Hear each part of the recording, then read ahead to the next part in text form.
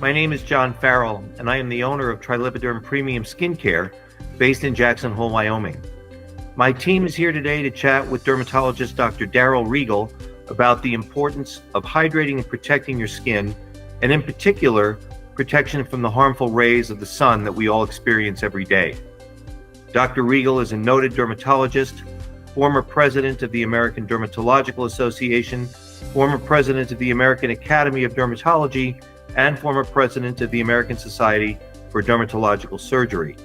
He is also the author of the definitive medical school textbook on skin cancers. Welcome, Dr. Regal. It's a pleasure to speak with you this morning. Please tell us a little bit more about yourself and your background in dermatology. Well, I've been involved in dermatology for 40 years now. My focus has always been on sun protection, protecting the skin from environmental hazards, the sun being number one of them. I'm a clinical professor at New York University, an adjunct professor at UT Southwestern, and I focus my research primarily on sun protection. Thank you again for being here today. With me as well is Merritt Anderson. Merritt is one of Trilipiderm's skin science experts who will take our discussion from here. Please go right ahead, Merritt.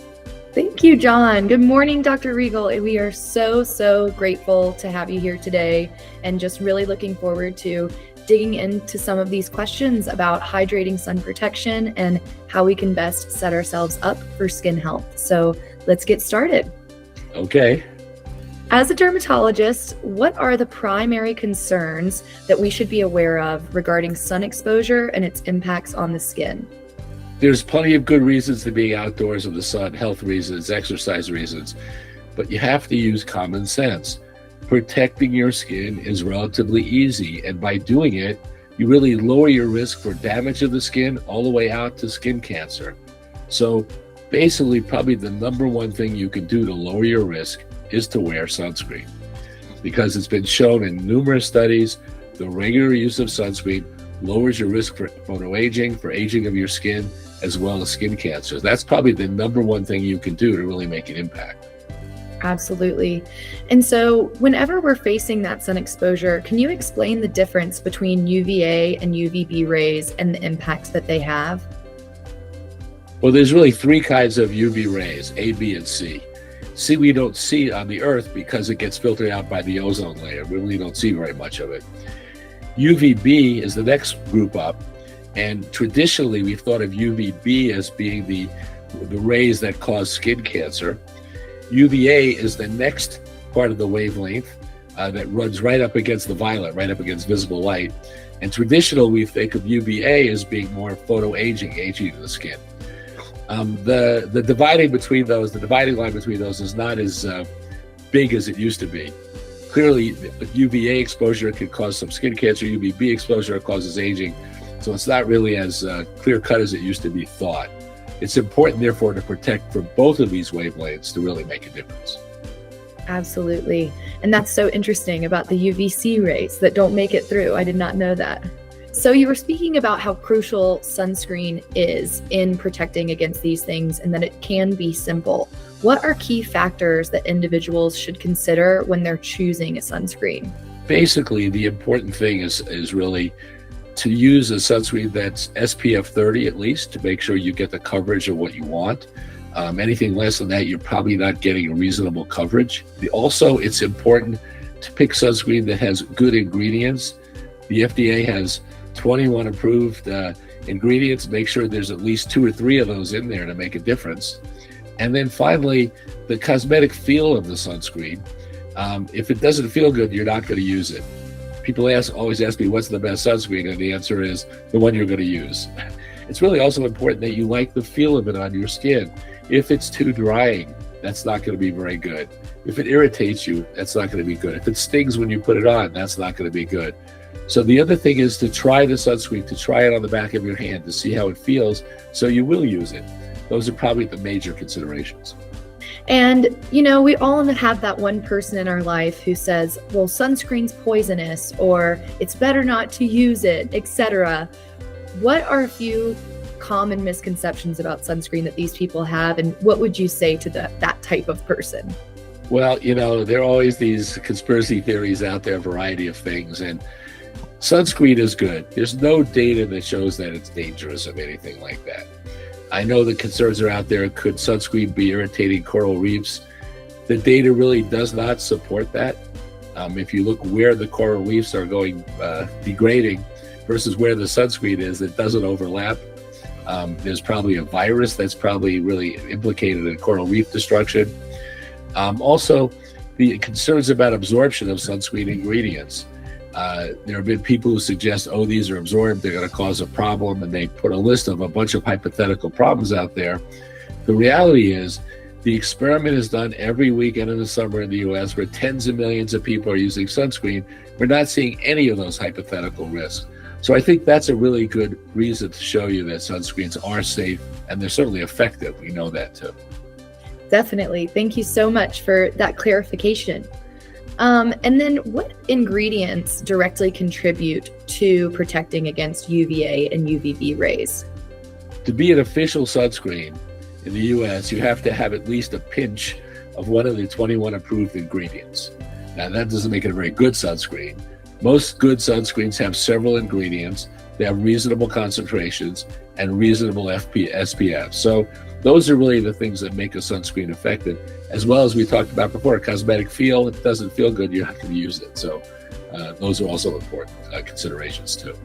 And what role does vitamin D play in skin health? You know, we hear about how essential it is for our skin to receive vitamin D and just for us to have vitamin D in general. Do you recommend vitamin D infused products when wearing consistent sun protection? What role does vitamin D play? Vitamin D is important for a number of the body's functions, and it is important. If you have sunscreen on, in fact, you may be lowering your vitamin D levels a little bit. The bottom line, though, when your body produces vitamin D from sun exposure, it actually peaks after about 10 or 15 minutes of exposure. So if you're out there for 8 hours, you don't get additional vitamin D production. Vitamin D is actually converted to its useful form in the skin. So it's not that you don't have vitamin D, it's that it has to be converted. Now, why that's important is you can supplement with vitamin D that's pre-converted. You don't have to worry about the sun exposure. So whether you do that by taking 2,000 or 5,000 unit vitamin D capsules every day, or you supplement it with topical applications of ingredients, that's really makes a difference and really lowers your risk of having any problems with vitamin D. Can you please discuss the importance of using skincare products that allow the skin to function naturally, such as the difference between comedogenic and non-comedogenic products? Well, that's a really important point because, again, if you're using a product that's causing other problems on your skin, that is a problem. And you're not going to use the sunscreen, bottom line, if it's causing other things. Comedogenic means acne causing, and in fact, if the sunscreen is too thick or too heavy or whatever, the problem with that is it can block your pores and cause whiteheads, blackheads, acne, especially in acne-prone individuals, and they're not going to use it and not get the benefit of it. So I'm a strong believer in non-comedogenic products. I think they make a difference and people use them. Absolutely.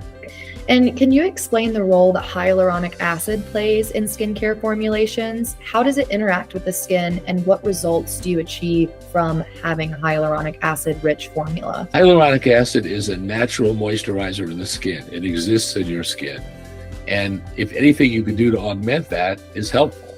So if you have products with hyaluronic acid, some of that will get into the skin, but also it'll act on the surface to better moisturize the skin. So it's one of the most common and most effective moisturizers that are out there. Amazing. And I've noticed that a lot of sunscreens I've tried in the past actually dry out my skin. Why does that happen with many sunscreens? Usually the problem with sunscreens that dry out the skin are that they're gels. So gels are alcohol based, and by having the alcohol basis in the gel, it just dries the skin out. I'm not a big fan of gels for that reason. Also, if they get in your eye, they sting really badly. It's particularly annoying when you're outdoors and in sports, fishing, golfing, whatever, and it runs into your eye, and all of a sudden you're in trouble for about 10 or 15 minutes. So I don't like gels. That's why they're drying, and moisturization is really helpful, especially in a sunscreen product. Absolutely. And so why is it important to keep the skin hydrated while using sunscreen and while facing sun exposure? Well, in general, being exposed to the sun, among the other problems in terms of skin cancer risk that it could cause, it dries your skin out, especially if you're outdoors and it could be a warm sunny day with windy, which then you get additional drying of the skin.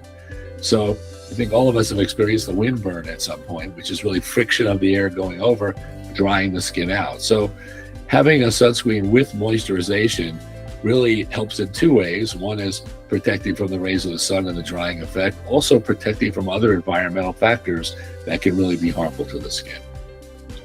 Absolutely. And are there specific skin types or conditions for which hydrating sunscreen products are particularly suitable and important?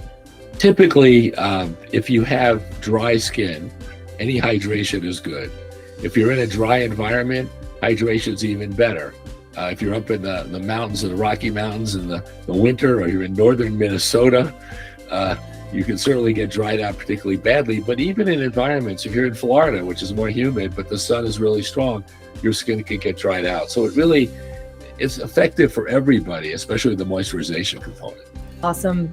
And so why is consistent hydration important for overall skin health? You know, not speaking about sun protection in particular, but why do we not want dry skin?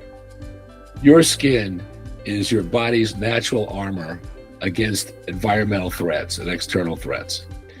Anything that breaks the skin down or makes that armor weaker makes you more prone to other problems. So if you have dry skin and it starts to crack and break down, what happens?